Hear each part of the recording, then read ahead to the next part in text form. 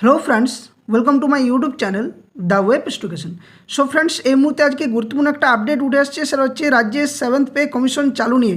অর্থাৎ আমি এর আগে আপনাদের ভিডিও দিয়েছিলাম যেখানে সেভেন্থ পে কমিশন নিয়ে অনেক কিছু তথ্য দিয়েছিলাম, যেখানে ফিটমেন্ট ফ্যাক্টর নিয়ে বা সেভেন্থ পে কমিশন চালু হলে কি কি সুবিধা পাবেন। তো এই সমস্ত বিষয় আলোচনা হতে হতে আজকে রাজ্যের যে নতুন সরকার গঠন তার বৈঠক, আজকে প্রথম ক্যাবিনেট বৈঠক ছিল, যেখানে আমাদের নতুন মুখ্যমন্ত্রী মাননীয় শুভেন্দু অধিকারী মহাশয় এবং তার সাথে 5 জন ক্যাবিনেট মন্ত্রীকে নিয়ে আজকে গুরুত্বপূর্ণ বৈঠকে অনেক কিছু আলোচনা এবং তথ্য উঠে আসছে। তো যে আলোচনা আজকে ভিডিওর মধ্যে দিয়ে আলোচ্য বিষয় আপনাদের সামনে তুলে ধরবো, সেটা হচ্ছে সেভেন্থ পে কমিশন চালু নিয়ে। তো এই সেভেন্থ পে কমিশন চালু নিয়ে মুখ্যমন্ত্রী অনেক কিছু তথ্য দিয়েছেন এবং এই তথ্যের ভিত্তিতে পরবর্তী ক্যাবিনেট বৈঠকে অনেক কিছু আলোচনা হতে পারে এই সেভেন্থ পে কমিশন এবং বকেয়া ডিএ রাজ্যের কর্মচারীদের যেটা বাকি রয়েছে সেই তথ্য নিয়ে। তো চলুন কী কী আজকে আলোচনা হয়েছে সেভেন্থ পে কমিশন নিয়ে, কবে সেভেন্থ পে কমিশন চালু হতে পারে, রাজ্যের কর্মচারীদের জন্য আদৌ কি সেভেন্থ পে কমিশন দ্রুত চালু হতে পারে, আর বকেয়া ডিএ যেগুলো বাকি রয়েছে সেগুলো কবে মেটানোর চেষ্টা করবে, সেই নিয়ে গুরুত্বপূর্ণ আপডেট আপনার সামনে তুলে ধরার চেষ্টা করবো এক এক করে। তো সকলে ভিডিওটি শেষ পর্যন্ত দেখার চেষ্টা করুন। আর যারা চ্যানেলে নতুন ভিউয়ার্স রয়েছেন, এই ধরনের সমস্ত গুরুত্বপূর্ণ নিউজ, আপডেট, কেস, নোটিফিকেশন সংক্রান্ত তথ্য পাওয়ার জন্য অবশ্যই বলবো চ্যানেলটি সাবস্ক্রাইব করে পাশে থাকা বেল নোটিফিকেশন করবেন আর ভিডিওটি লাইক ও বাকির সাথে শেয়ার করবেন।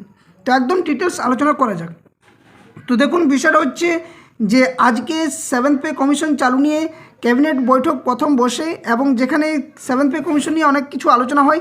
সাথে সাথে রাজ্য সরকার আজকে 6টি যে মূল যে প্রতিশ্রুতিবদ্ধ, সেই প্রতিশ্রুতিবদ্ধর মধ্যে 6টি মূল বিষয় আলোচনা হয়েছে, যার মধ্যে বিভিন্ন রাজ্যের সরকারি যে প্রকল্পগুলো সেগুলো পুরনো প্রকল্প বা নতুন প্রকল্প সেগুলো চালু থাকবে। সাথে সাথে আয়ুষ্মান ভারত যে হেলথ স্কিম যে কার্ড, সেটা আজ থেকে কিন্তু অ্যাপ্লাই করা বা যে পাস হয়ে গেছে, এরপরে এটা কিন্তু অ্যাপ্লাই করতে পারবেন। তৃতীয় নম্বর বিষয় যে বিএসএফদের যে 45 দিনের মধ্যে যে বিএসএফ এরিয়াগুলো রয়েছে অর্থাৎ বর্ডার এরিয়াগুলো, সেগুলোতে তাদের যে জমি গ্রহণ করার ব্যাপারে সেটা নিয়ে পদক্ষেপ নেওয়া হয়েছে। সাথে সাথে সরকারি চাকরি কর্মচারীদের যে বয়সে 5 বছরের ছাড়, সেটা নিয়ে বিল পাস হলে এটাও কিন্তু লাগু হবে। এই সমস্ত বিষয় একটা একটা করে কিন্তু আলোচনা হয়েছে, যার মধ্যে আজকে একটা মূল বিষয় আলোচনা হয়েছে, সেটা হচ্ছে সেভেন্থ পে কমিশন। যদিও ভিডিওর প্রথমেই বলে রাখি যে আজকে সেভেন্থ পে কমিশন নিয়ে শুধুমাত্র পরবর্তী বৈঠকে আলোচনা হবে, সেই নিয়ে তথ্য দিয়েছেন। আজকে এখনও পর্যন্ত এই প্রথম ক্যাবিনেট বৈঠকে সেভেন্থ পে কমিশন নিয়ে অন্য কিছু যে প্রতিশ্রুতি বা কী করবে না করবে সেটা কিন্তু বলা হয়নি। তো কী কী তথ্য উঠে আসছে বা বিশেষজ্ঞরা কী কী বলছেন, কবে চালু হতে পারে, বকেয়া ডিএ কবে পাবেন, সেটা একটু আমরা দেখার চেষ্টা করি। তো দেখুন, সরকার গঠনে বা গঠন হলে সরকারি কর্মচারীদের জন্য সেভেন্থ পে কমিশন এবং কেন্দ্রীয় হারে মহার্ঘ ভাতা বা ডিএ প্রদানের প্রতিশ্রুতি দিয়েছিল বিজেপি সরকার, বর্তমান যিনি সরকারে রয়েছেন। তো সরকার গঠনে 45 দিনের মধ্যে সপ্তম পে কমিশন বা সেভেন্থ পে কমিশন কার্যকর করার এবং বকেয়া ডিএ মেটানোর বিষয়ে পদক্ষেপ নেওয়ার কথা কিন্তু বলা হয়েছে।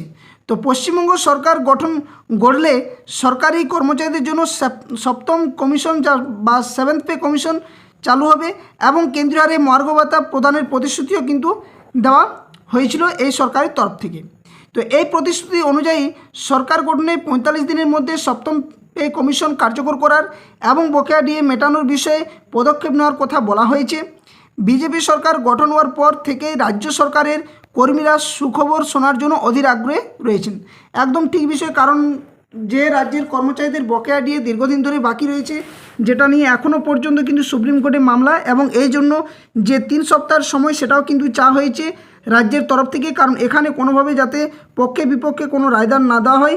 এবং যে মিসলেনিয়াস অ্যাপ্লিকেশন হিসেবে ডিএ মামলাটা রয়েছে বর্তমানে সুপ্রিম কোর্টে বিচারাধীন বিষয়, সেখানে ইন্দু মালাত্রার নেতৃত্বে যে 4 সদস্যের যে কমিটি, সেখানে কিন্তু এই বিষয়ে অর্থ দপ্তর থেকে রিপোর্ট পেশ করতে বলা হয়েছিল আগের সরকার যখন ছিল।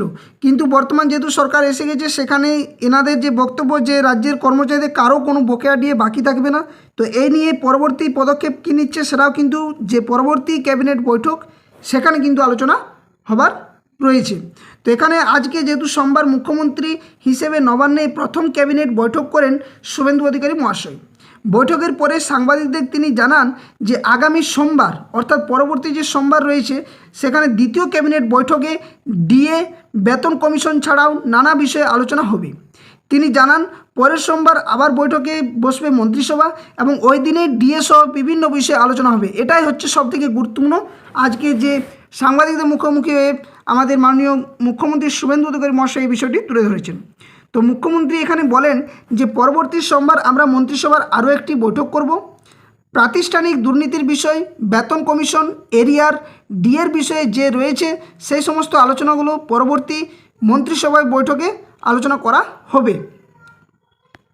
আগের সরকারের আমলে এখানে আরও বলেছেন তিনি যে আগের সরকারের আমলে থেকে যে সপ্তম বেতন কমিশন এবং কেন্দ্রীয় হারে যে ডিএ কার্যকর করার দাবি সেটা নিয়ে তিনি জানিয়ে এসেছিলেন এবং রাজ্যের সরকারি কর্মচারীরাও এটা নিয়ে কিন্তু বারংবার আন্দোলন করেছেন।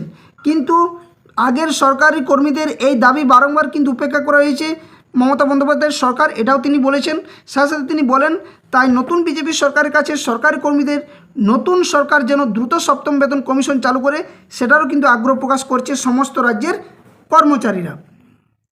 এখানে বলা হচ্ছে যে পশ্চিমবঙ্গ সরকার আনুষ্ঠানিকভাবে আয়ুষ্মান ভারত প্রকল্পে যুক্ত হওয়ার সিদ্ধান্ত নিয়েছে। স্বাস্থ্য সচিব এবং মুখ্যমন্ত্রীর দপ্তরের উপদেষ্টাকে কেন্দ্রীয় স্বাস্থ্য মন্ত্রকের সঙ্গে দ্রুত প্রয়োজনীয় চুক্তি সম্পন্ন করার নির্দেশ দেওয়া হয়েছে।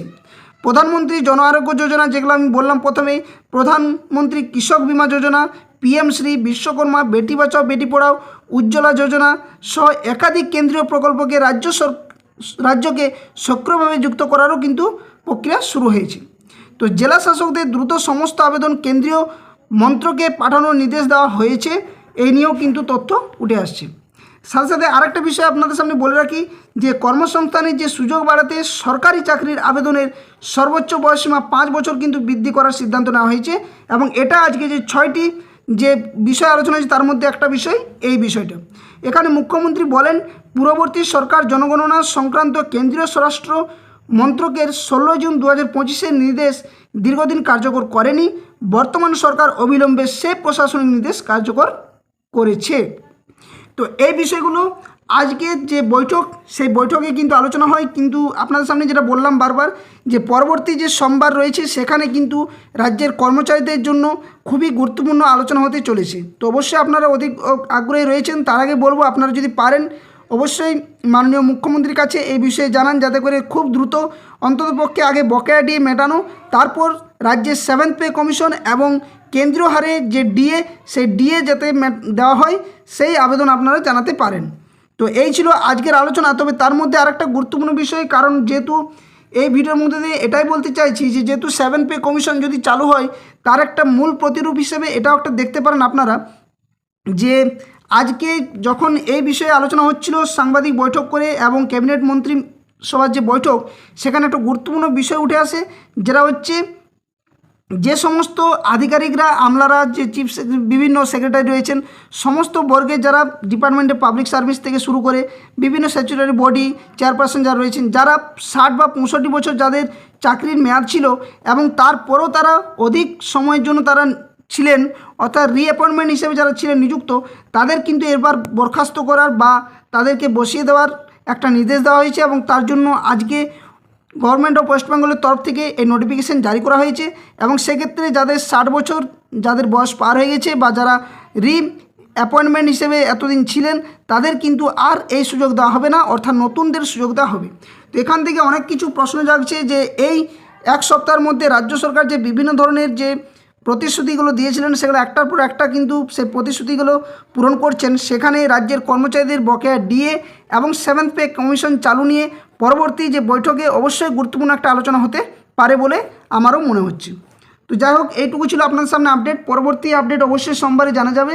তো তার জন্য আপনারা অবশ্যই অধীর আগ্রহে তাকিয়ে রয়েছেন। তবে আপনাদের সংগঠনের তরফ থেকে আপনারা সজাগ থাকুন এবং চাইলে আমাদের মাননীয় মুখ্যমন্ত্রীর কাছে বারংবার এই নিয়ে আবেদন জানানো যে বকেয়া ডিএ দ্রুত যাতে নিষ্পত্তি ঘটে এবং বকেয়া ডিএ যাতে পাওয়া যায়, সাথে সাথে কেন্দ্রীয় হারে ডিএ এবং 7ম পে কমিশন যাতে দ্রুত চালু হয় সে আবেদন আপনারা জানাতে পারেন।